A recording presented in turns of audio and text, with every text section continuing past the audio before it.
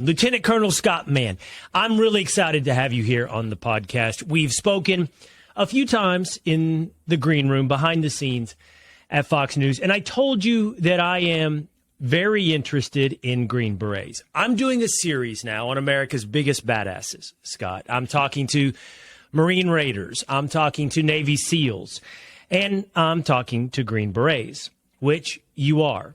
So let's just start with this. If you're willing to contend that Green Berets are America's most badass warriors, why?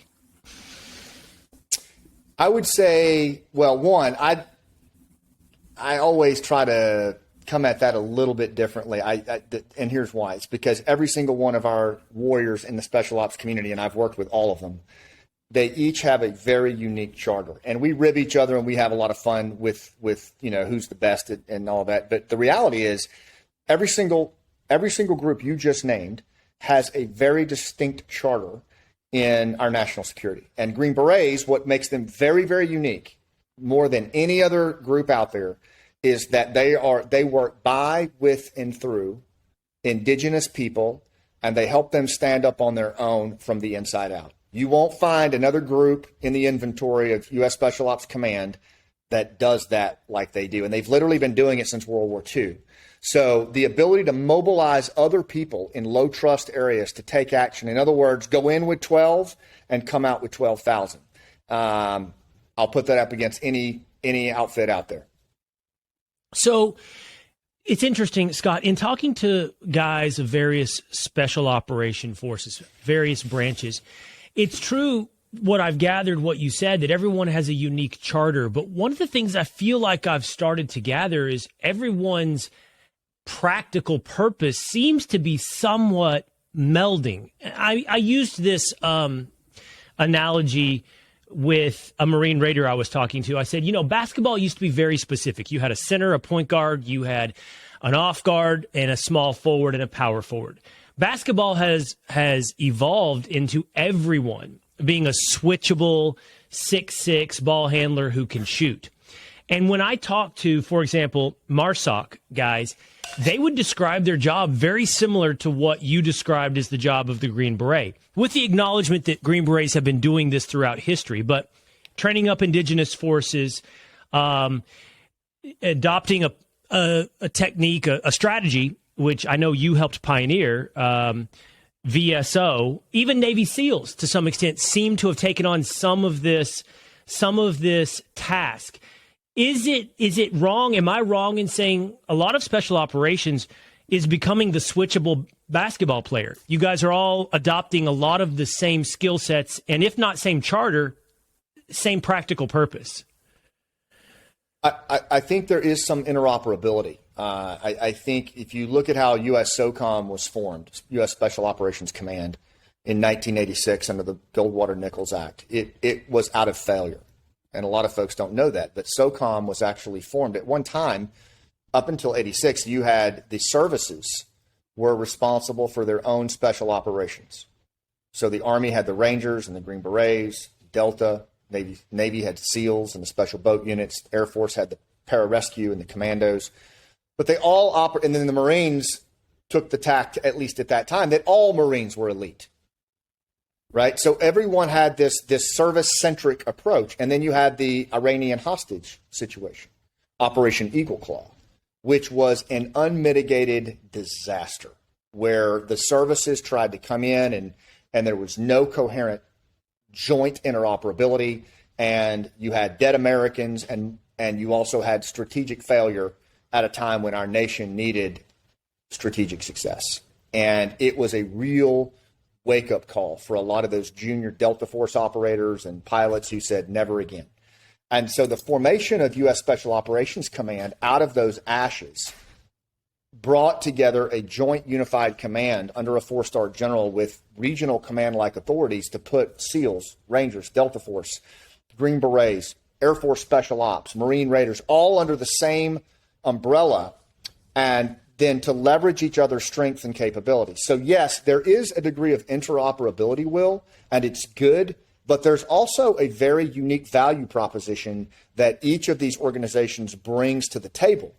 And then it gives a level of choices to the National Security Council and senior leaders on what they apply. And I think that's probably the most compelling thing about SOF is their joint interoperability to take care of hard problems for the nation. What would be an example, Scott, if they were sitting there at JSOC and said, here's our situation, here's the real world lay of the land. Who do we want to deploy? Which special operation force is best suited for this situation? What would the situation be where they said, let's go with the Green Berets? A great one is post 9/11. A great example of the employment of U.S. Army Special Forces, or the Green Berets, was after the attack of 9/11-2001, where we were looking at retribution and a strike inside Afghanistan, getting after Osama bin Laden, and dealing with that whole gambit in Afghanistan, which has been known as the graveyard of empires for centuries. How are you going to go in there and avoid the same pitfall that that other countries have made throughout history? And the answer that the country arrived at was a special forces centric approach, where you dropped in a handful of special forces 12-man teams, and they would mobilize the Northern Alliance to rout the Taliban and Al Qaeda from the inside out. And if you saw the movie Horse Soldiers or you read 12 Strong, you see what was done. And now simultaneously, you also had JSOC, the strike units, going after bin Laden and other high-value targets at the same time. And they're two very distinct missions, but they were complementary. But that would be another one that we unfortunately did not take advantage of, in my opinion, was Ukraine. Another great example would have been you had U.S. Army Green Berets working in Ukraine for a decade or more. And they had really helped build a very, very deep capacity inside that country. And then the second the Russians overran Ukraine, we pulled our Green Berets out and put them in Poland. And I think that was a tremendously missed opportunity. I think it's the reason right now that you see a ton of equipment and supplies, you and I talked about this, going all over the place instead of to the end user, is you don't have the combat advisors on the ground to manage this fight at a local level from an advisory capacity. And that's what Green Berets do really well. They combat advise. And so that would have been another incredible opportunity that I think was missed. The combat advise, and you gave the example in the movie starring Chris Hemsworth, 12 Strong, where the first 12 men in helped. And I think I don't have all of my, Scott, I'll put it this way in the most honest way possible. I'm very ignorant when it comes to pretty much everything when it comes to the military, meaning ranks. I think I used JSOC. I should have said SOCOM a moment ago. But the point is, you find a situation, you go in, you force multiply by leveraging indigenous forces to accomplish whatever it is your goal inside of some arena, combat arena. Now, I want to rewind the clock, if we can, to, as you mentioned, the charter of special forces, Army Special Forces. And I think you and I talked about it as it was originally, or close to its origination, formed. You had regions, and it still exists. You have regions of specialization for various Green Beret detachments, and I believe yours was South America, if I remember correctly. But tell me a little bit about that, how that works as far as dividing up the world for special forces. Yeah, so the way that Green Berets are trained, just like other commandos, they go through a rigorous selection process, and then you are selected for, you have a certain MOS, or military occupational specialty. So in special forces, you have 12-person teams, and you have weapons, engineer, medical, communications, and then your officers and your team sergeants.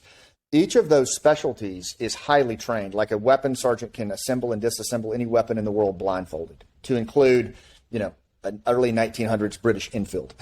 Our medics can do a battlefield appendectomy. Our commo guys can climb up in a cottonwood tree and send a Morse code message halfway around the world.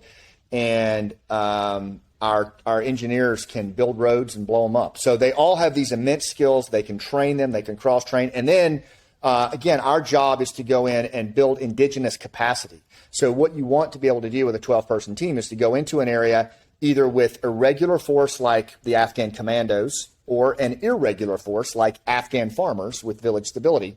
And you want to help them learn how to fight, stand up on their own, and even address some of their other infrastructure problems and things like that. We're teachers, we're trainers, and then we advise alongside their shoulder in combat. Okay, all that to say that language and cultural immersion are everything, because context in life is everything. If you look at the subtitle of my book, Game Changers, is Going Local to Defeat Violent Extremists, because that's really what I believe it takes in complex situations, is a local approach. I learned that in U.S. Southern Command, where 7th Group was apportioned to Central and South America.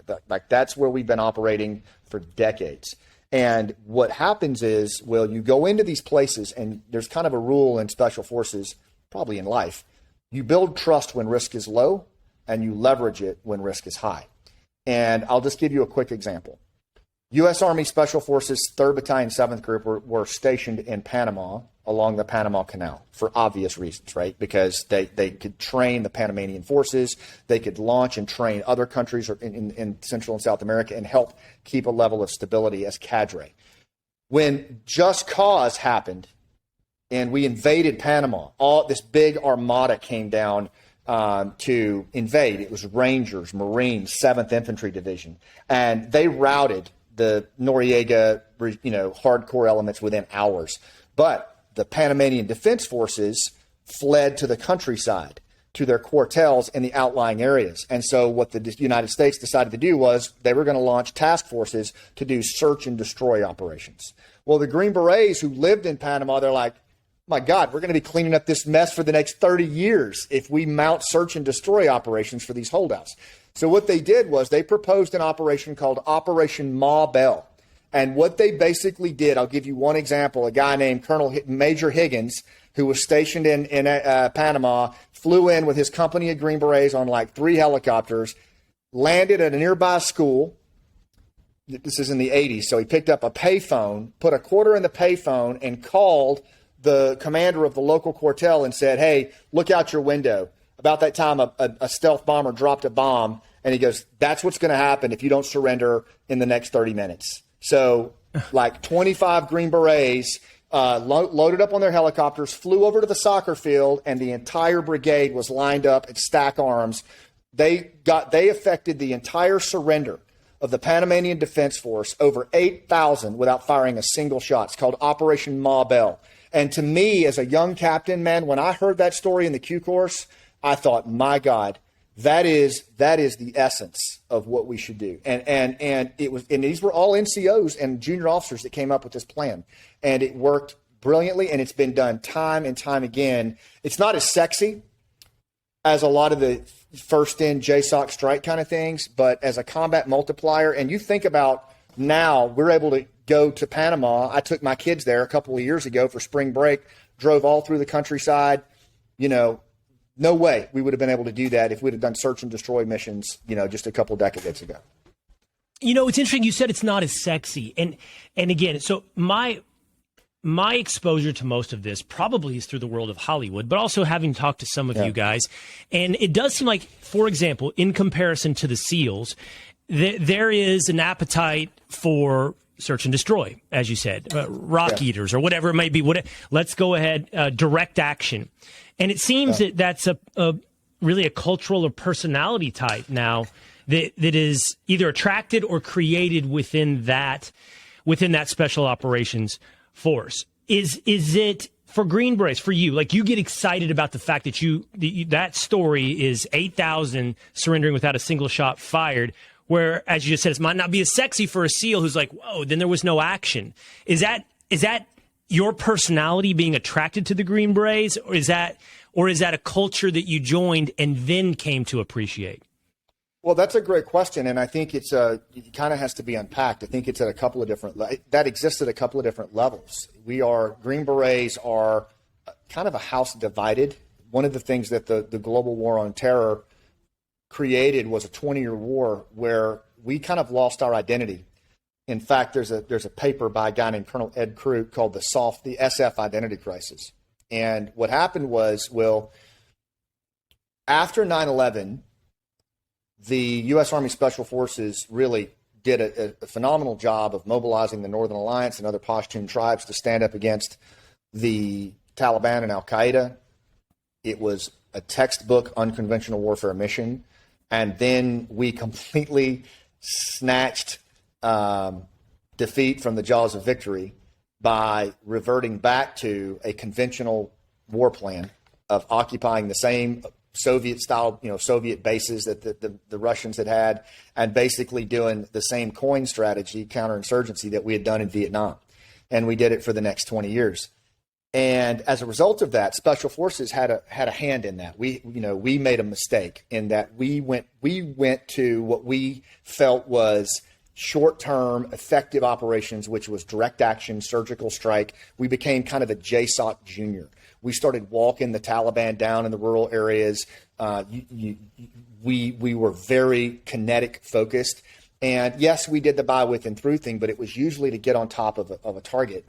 And I was guilty of that as well. And there were a whole lot of reasons for it, to include being extremely pissed off after 9/11 and looking for payback. But the reality is we created a culture in Special Forces that split right down the middle, and is still a problem to this day, where a good chunk of the warriors and SF, the younger ones especially, feel that we should be more surgically strike, direct action oriented. And then you have the old timers like me, and then others who are just more traditionalists who believe we are more of a by, with, through, Lawrenceian, T.E. Lawrence kind of. And we're a house divided, and we still are. And I think it showed up, if you want my opinion, it showed up in the abandonment of Afghanistan and the way that went down. There wasn't a single Special Forces team on the ground in Afghanistan when the collapse happened. And that, to me, is unforgivable. Unforgivable. Like, it should never have happened that we didn't have a Green Beret team on the ground dealing with our partners and preparing for the future. Instead, we just phoned it in. And so, long answer to your question, but we are a house divided, and we've got to figure it out, because as a result of this, we are not as effective as we could be as a regiment. Well, that's pretty interesting, because that's a little bit where we started this conversation, is everybody starting to look the same. The SEALs, the Berets, MARSOC. And, I have it right here, and I've read it. You sent it to me, which I appreciate. Game Changers, your best-selling book right here. Sure. You described the perfect Green Beret. You just mentioned the Lawrenceian, Lawrence of Arabia, famously, who immersed himself in Middle Eastern culture. Uh-huh. You described the perfect Green Beret as a combination between Lawrence of Arabia, Jason Bourne, and the Verizon guy. Can you hear me now? Connecting people together. Yeah. But not everybody within Special Forces believes that's the perfect Green Beret? Correct. There's a lot of people who would say, and I've upped my game a little bit, and I've evolved from Jason Bourne to John Wick. But, they just read that as the surgical strike, the kinetic mindset. And no, not everybody agrees with that. But what I would say, and I've taught this at the Green Beret Q course to captains who are candidates there, as I say that being kinetic or being direct action minded is your baseline. Like, that's where you start. And there's U.S. Army Special Forces have taken a high amount of KIAs, killed in action, since 9/11, 2001. And it's because of our proximity to the enemy and our persistent presence in remote, low-trust areas. So we have to be highly kinetic, highly surgically coercive, and very adept at that. But that's our baseline. Our real skill set, if you think about it, if we're going to truly mobilize indigenous populations to stand up on their own, it has to be this Lawrenceian skill set. And then it also has to be this Verizon guy, this strategic communicator, this catalyst, who can take a plan like in Panama. A major and a senior NCO took this plan to a 4-star and said, hey, I think we can do this differently, but you got to trust me. I mean, the ability to do that as an operator, as a junior officer or an NCO, to put forward a plan that is that strategic, you got to be able to connect across vast divides. And that's not normal. That's not common. So we do have to be these three avatars, and we have to toggle between them all the time. And it's a very, very complex role that we play as combat advisors. But it's going to be the way of the future, I think, in terms of near peer and violent extremism, because we're going to be working with surrogates for the long haul. Well, I'm attracted to what makes Green Berets unique, and kinetic action, direct action doesn't make them unique when it comes to the world of SOCOM. And so I want to go back to the regional assignments of Green Berets, and you can walk. In fact, I would love for you to walk us through. I know you were assigned to South America. How is it broken up? And I know you said, by the way, all special operations are broken up, but you add in the component of cultural immersion and language to your assignments of dividing up the world. Right. Yeah. So here's the way to think about it. Is they've got 5 active duty special forces groups. There's only 6,500 Green Berets in the inventory and on the active duty roles. And there's 5 groups, 1st, 3rd, 5th, 7th, and 10th.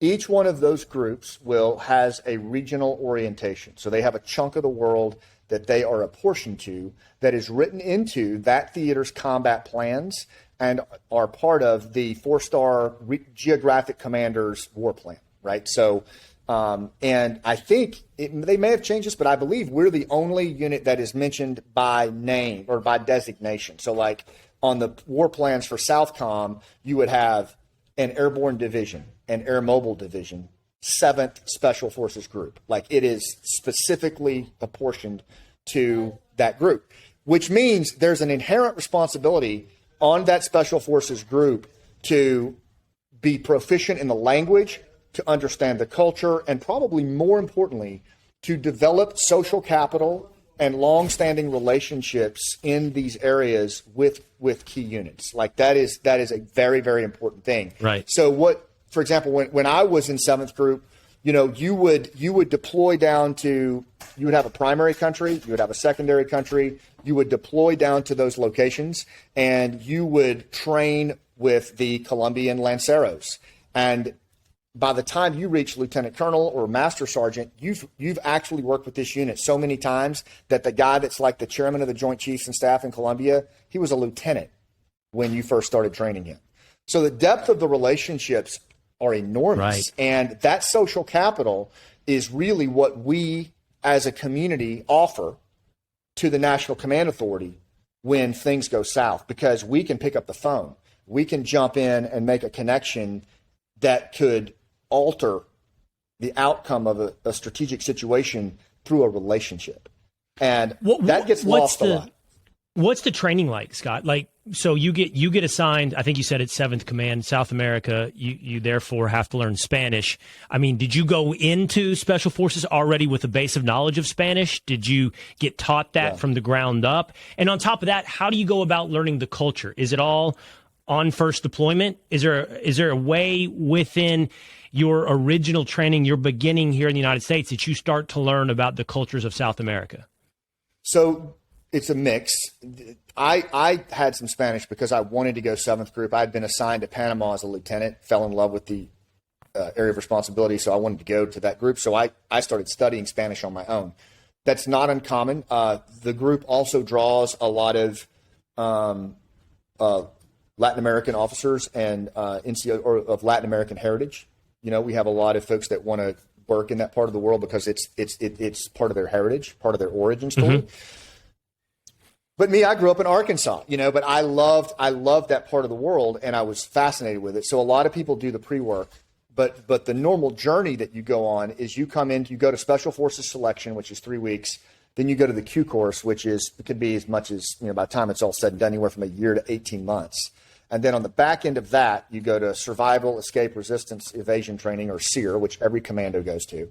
And then you go to language school. And the language school can range from 4 months to 6 months to longer, depending on the language.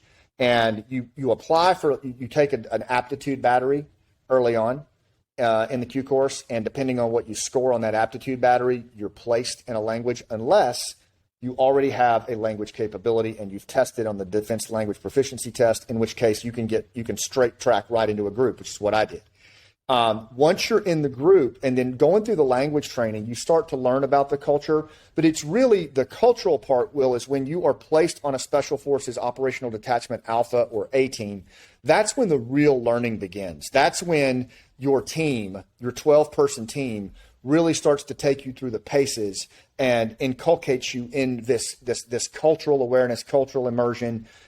You have subject matter experts that come in and work with you. You have subject matter experts that are in the language lab. You have role players that are accessible at Fort Bragg and other places. And most of all, you deploy into the area over and over and over again. And it's just drilled into your head of building relationships, building social capital, and this old school by, with, and through approach of just building strong friendships, strong relationships by NCOs.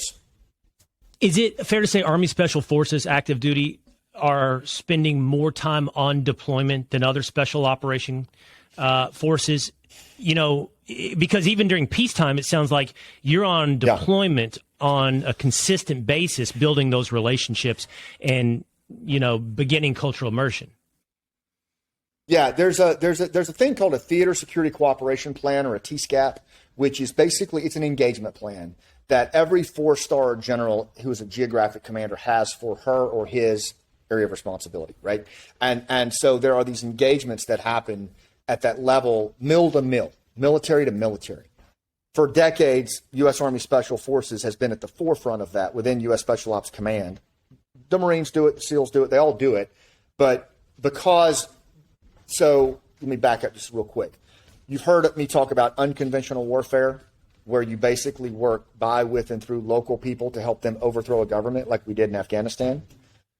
The opposite of that, we also do, and it's called FID, Foreign Internal Defense. And FID is where you work with an existing friendly government to help them put down insurgency, criminal activity, and lawlessness. So you basically take your knowledge of insurgencies and you flip it, and you go work with the government that's trying to keep the insurgency down. So think Colombia, Ecuador, even Afghanistan in the latter years.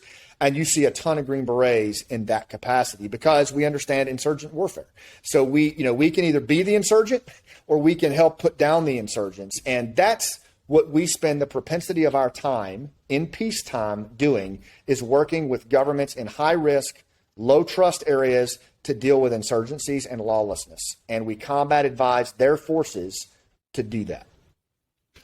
Okay, now I want to back up to selection process for a moment. When I saw you in the green room at Fox, I said, what's the one characteristic for a Green Beret? And you did not hesitate. You said, we want entrepreneurs. I said, when you're identifying for selection someone who could be Army Special Forces, what are you looking for? And you said, I'm looking for entrepreneurs. How does the selection process work? Do Army soldiers apply? Are you pulled from the ranks? Walk me through how one goes about becoming a Green Beret. There are selection processes for every commando unit in U.S. SOCOM. Every single commando unit has a selection process.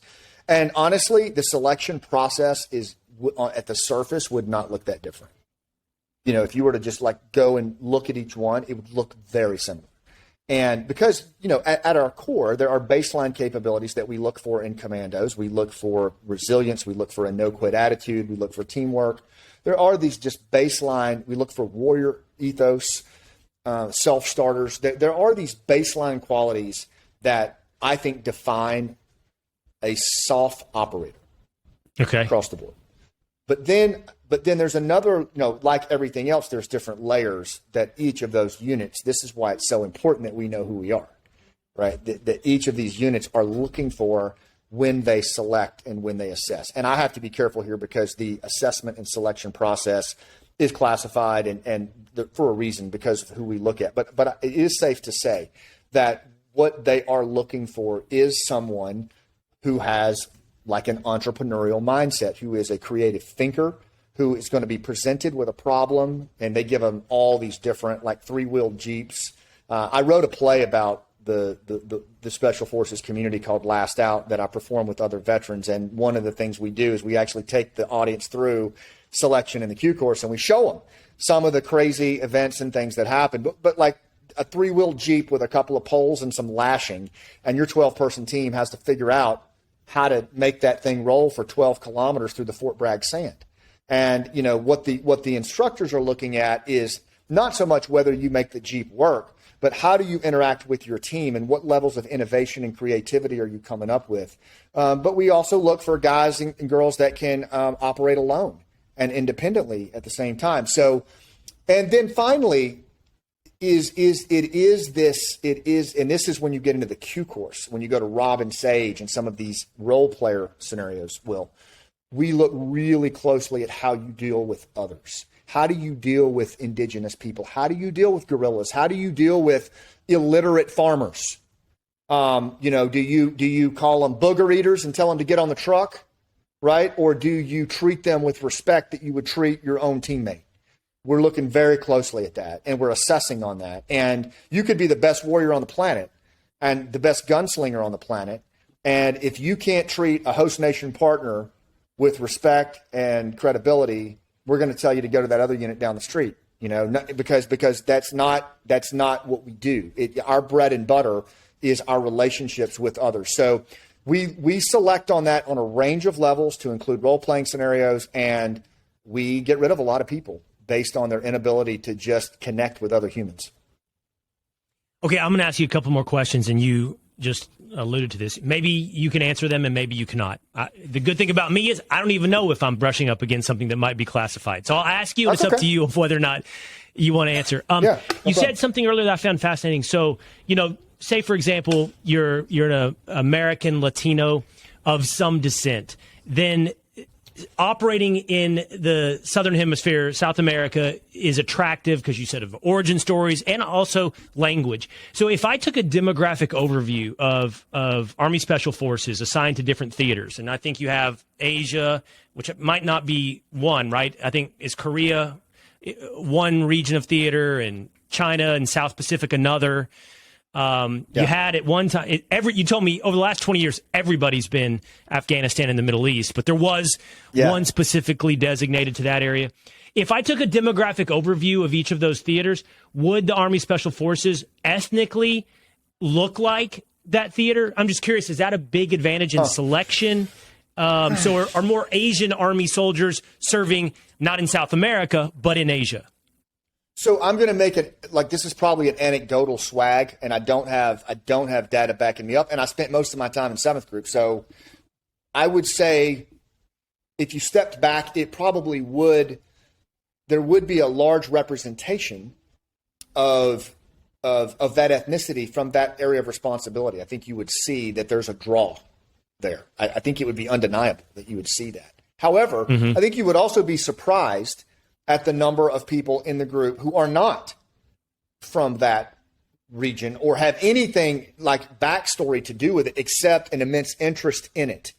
And it could be that, for example, they were in the 25th Infantry Division in Hawaii when they were a private. Or like me, I was in Panama as a lieutenant and I fell in love with the region and a couple of really influential NCOs. Or it could just be that this person has a really high aptitude for Arabic and as such is going to 5th Group, even though they really wanted to go to 7th, because their language aptitude for Arabic is so high, that's where they're going. And that was vetted out in Q school. That aptitude was vetted out in Q school? They changed it so much, but typically, Will, what happens is you take your D lab, which is the aptitude battery, before you go to selection, I believe, and then you go to selection, and then you go. How's it work? Yeah, then you go into the Q course, and based on your aptitude and some other scores, you are assigned at the end of the Q course to a group.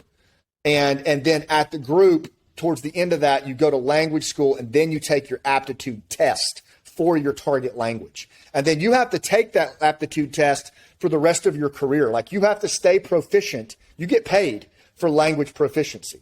And you get paid whether you're a 1-1, 2-2, 3-3, and it's highly encouraged to be a 2-2, example in 7th Group, which is pretty darn proficient in reading, writing, and speaking. The ideal thing is you want to be able to, in 7th Group, to go into any country in Latin America and not have an interpreter, and to be able to do everything you do direct language to the host nation. Not so easy in Afghanistan or Turkmenistan because there's so many different dialects. But in Central and South America, you have Portuguese and Spanish, and that's it. But like in Eurasia, you have, my goodness, you have so many languages. So But you are paid for proficiency in language, and you are expected to maintain your language score for the rest of your career. You have to take it every 6 months. All right, Scott, now this is another thing I wanted to ask. I don't know if you can answer this. Tell me the relationship between Rangers, Green Berets, and Delta. You mentioned Delta earlier when you were talking about the Iranian hostage crisis, and this is only anecdotally for me, just observational. I was at West Point. It was last weekend, Scott, and I was around a major who was a Green Beret. I think he also had a Ranger stripe on his shoulder as well. And I know there's some crossover. And then there's Delta as well, which I don't know if Delta is made up primarily of special forces or they're pulling from somewhere else within the Army. But tell me about the relationship between those three units. Yeah, so first of all, let's just start with special. You kind of have to know kind of the origin of each one and then how they come together. But so special forces really started with the Office of Strategic Services in World War II. You had these small teams called Jedburgh teams, mostly school teachers and lawyers who jumped into occupied Europe and other places in Indochina, and they stayed the entire war. And their job was to work with partisans to create subversion, sabotage, and basically chaos in the Nazi and in Japan battle area, the rear battle area. Very good at it. And after World War II, the Office of Strategic Services split. One half became the CIA. The other half became U.S. Army Special Forces, starting with 10th Special Forces Group. All of our SF founders were Jedburghs, were OSS. That's why the agency and SF have such a close lineage. It's that. The Rangers have been around for sure since World War II. They're high-speed strike infantry. They operate, the Tom Cruise movie, Saving Private Ryan. That was a Ranger unit. But they are infamous throughout modern history of their high-speed light infantry strike capability. They were very, very instrumental in Just Cause. Just about every recent modern war, they've been there, and they are a great strike unit. They're really well known for seizing airfields, and then after SOCOM stood up, and I hope I'm doing justice to my Ranger brethren here, is after SOCOM stood up, they started to develop a pretty close relationship with the Tier 1 unit known as Delta. Delta has its origins in SF in Vietnam. It was a counterterrorism unit that was stood up under Charlie Beckwith and a couple others who were SF guys. But then over time, it became a standalone kind of unit. It became a standalone, focused mostly on hostage rescue, counterterrorism. And then when the Goldwater-Nichols Act kicked in and SOCOM was formed, they formed JSOC as one component under U.S. Special Ops Command. And it includes these, what they call Tier 1 units that answer directly to the National Command Authority, SEAL Team 6, Delta, a couple other units that I'm not going to go into here, but they are very, very high-tier units, and they have working relationships with other soft units. Delta and Rangers in particular, you see a very, very close relationship. You see it if you saw the movie Black Hawk Down or you read the book by Mark Bowden.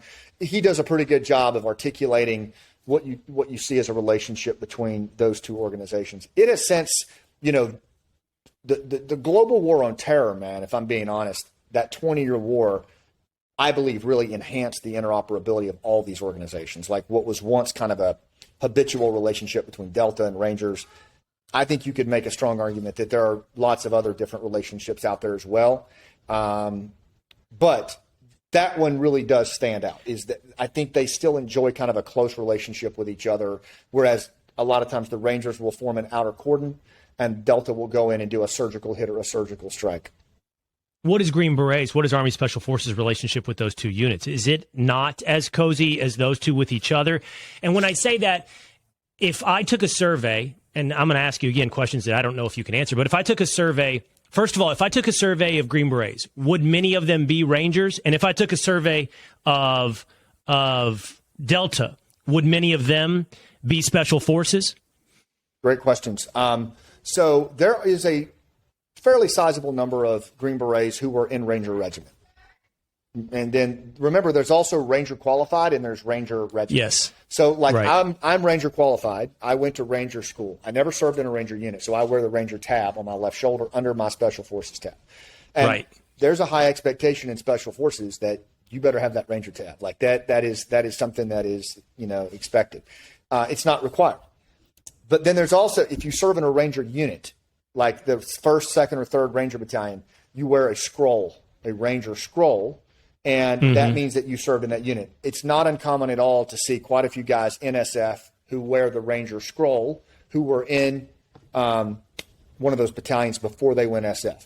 Now, there is also, because of SF's relationship to Delta over the years, there's a good number of SF guys who do their team time and they do what's called the long walk, and they go and they try out for Delta, and they become operators in the Delta squadron.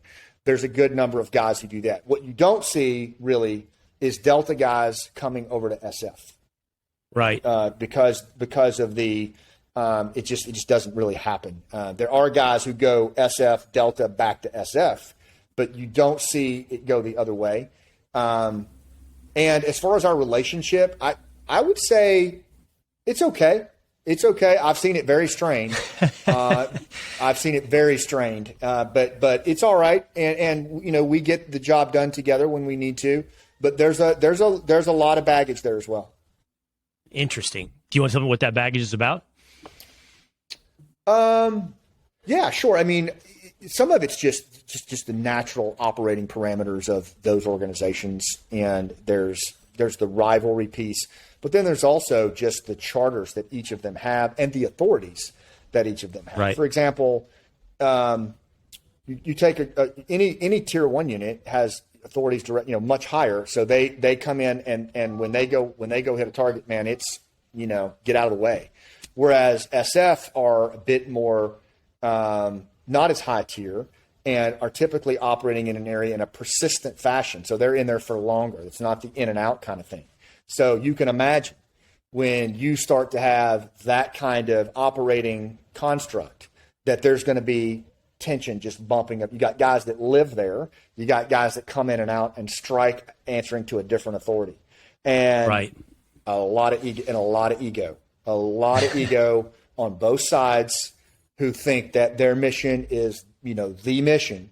And you add all that in with the stress of combat. And frankly, the fact that the guys living there have to clean up whatever's done, it has its tension. I'll tell you that. And I don't know that we'll ever get past it, but it's gotten a lot better over the 20-year war. I think has helped, make us more interoperable for sure. Hey, and is the tension the other way? And I think, and to the extent that I've gotten to know you, you're a self-aware guy. Is the tension the other way? And I would say it's probably not exclusively from Delta, because once you were in Afghanistan, you had SEALs and all types of forces employing your strategy. Village stability operations, Yes. those type of things. Would their tension towards you guys be, okay, we're doing the hearts and minds thing instead of let's just go kill bad guys? Yes, and we have our share of prima donnas who a couple of different levels of prima donnas. One is that we look with a jaundiced eye at any organization that's not SF. And Right. and I say we, I mean, if we do it at any degree, then it's too much. And we also have ticked off a lot of conventional forces. We have, by going into what they call a battle space owner. Like in Afghanistan, you would have a brigade commander of the 101st Airborne, and he would be given a battle space, right? And it might be, I don't know, a couple of provinces. He owns that battle space. And then there's SF in there doing their thing who don't answer to him. But they're in his battle space. They rely on his logistics. They rely on his resupply. They rely on his quick reaction forces in many cases. And so we do it ourselves. Like we look at those conventional guys, and we raise our, kind of look at a skewed glance at them and stuff like that. So we do it too. But with when the SEALs and the other guys started trying to do, and Marines, VSO, I personally saw a lot of animosity around that. Why are these guys doing that? This is not their charter. They're screwing it up. And the honest truth is, some of them did very well with it. Some of them took a while to get their head around it. Some of them never got it. But we had plenty of SF guys that thought they were above it and should be kicking doors. So there's just a lot of egos, man, and a lot of division in how we see the world, and it's not as coherent as it should be. Okay, and we got a lot of work to do on that. One last thing on the relationships. Let's go back to the OSS founding of the Green Beret. So I'm curious then, as OSS divides, goes CIA and Special Forces. Yeah. Does that original, tie that binds exist today? And so, in other words, what I'm asking you is, if I were to take not a survey of Delta or of Rangers, but if I were to take a survey of CIA direct action agents, would a lot of those guys be Special Forces? No, there's a few. But what's really striking to me is we developed post 9/11 as a special ops community. We developed an infatuation with surgical strike. As a community, if you look at SOCOM, let me give you a case in point.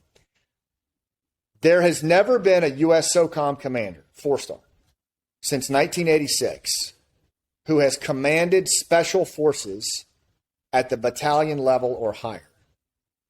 They're all JSOC guys. Every commander that has ever commanded U.S. SOCOM since 86 has not been a Green Beret. Now, there's Green Beret qualified guys that have commanded, but they were all like captains who were team leaders, and then they went on to some unit in JSOC. And I give that as an example because there is a huge focus on direct action. And post 9/11, we became enamored as a community with surgical strike. It became the end-all, be-all to dealing with the threat in Iraq, dealing with the threat in Afghanistan, is how you walk these enemies down and take them out. And the CIA developed a relationship with JSOC that was and is, in my opinion, still very, very, very focused on targeting.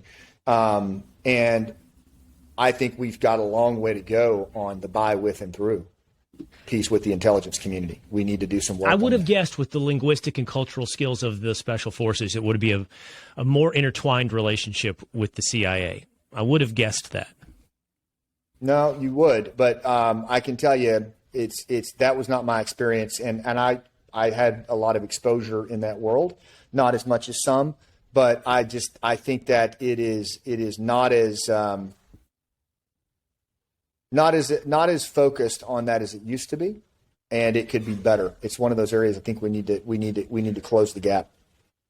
Okay, last question, Scott. So young soldier, even young high school student, college student looking to serve. Why go? And I know you don't just get to become a Green Beret, but why aspire to be a Green Beret? That's a great question. And I talk to a lot of young folks who are thinking about going that route. I believe I decided to do it when I was 14. And if you want to achieve strategic outcomes while working at a local level with people different than yourself, then it's definitely something you should do. If you're interested in foreign cultures, if you're interested in human connection, if you're interested in, if you read T.E. Lawrence, Lawrence of Arabia, if you read the 27 articles and that speaks to you, then SF is definitely a route to go. In other words, being able to work with people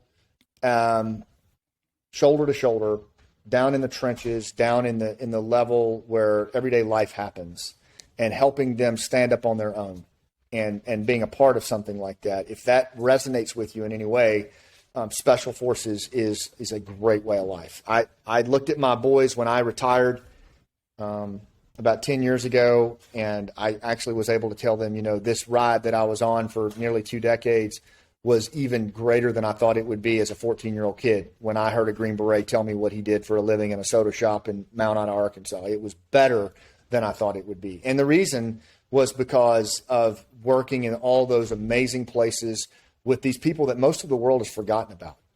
And if you want to see like why, look at how Green Berets reacted to Afghanistan and what it did to them. It's because like we just value the relationship so much. And the last thing I'll say on it is this: if you love working, or the NCOs, the sergeants in all of the special ops units are phenomenal, right? But to me, the sergeants in special forces, the Green Beret sergeants, man, they are iconic. They are iconic. They are the most amazing, coolest, game-changing individuals on the planet. And my life is 100x better because I got to stand on the shoulders of some of those guys. And that experience alone. So whether you want to lead them as an officer or be one of them, Green Beret NCOs are the coolest damn things on the planet. And for me, that's the part I miss more than anything, is I miss those guys.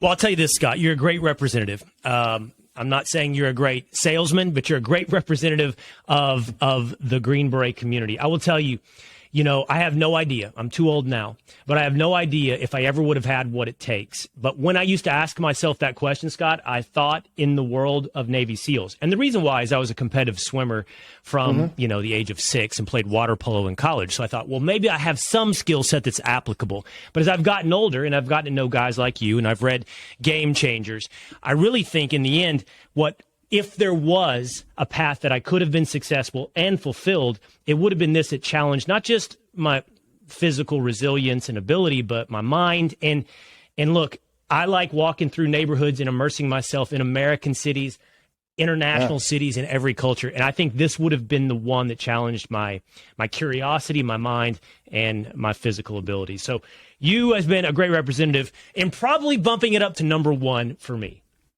Well, I appreciate that, my friend. And you are absolutely right to call out. I mean, I had the opportunity to work with all of the other special ops units. I love them dearly. Any of them that have ever worked with me know that. I have nothing but respect for them. And I think that it's when you bring them all together in a joint fashion that you really see the power of our special ops community. It is so cool. And I'll leave you with this and this is what I try to tell young Green Berets, is General Sokolic, who was a really, really great officer in our regiment. He went to see his doctor shortly after the bin Laden raid. And the doctor was ribbing him about, hey, I bet you're kind of feeling it that the Navy SEALs got him and you guys didn't. And General Sokolic said, I left there feeling really agitated. And he goes, but here's the thing. He goes, I wasn't agitated because the doctor was ribbing me about the SEALs getting bin Laden and us not. What I was agitated about was that he didn't know that was never our job in the first place. And, that really struck me. And I think for our community and our nation is we've got to get to a point as we evolve that everybody knows what their job is and we play to each other's strengths. And when necessary, there's that interoperability. But those unique capabilities are the beauty of SOF. And I appreciate you bringing them all out, man, because I think the more Americans understand that in this time of complexity and significant danger in the world, the more everyday citizens need to understand what their special operators are about. There's secrets that we have to keep behind the curtain, but our overt capabilities and things like that, an understanding of that is necessary. Scott Mann, Lieutenant Colonel Scott Mann, thank you so much. Hey, it's Will Cain. Click here to subscribe to the Fox News channel on YouTube. It's the best way to get our latest interviews and highlights. And click to subscribe to the Will Cain podcast for full episodes right now.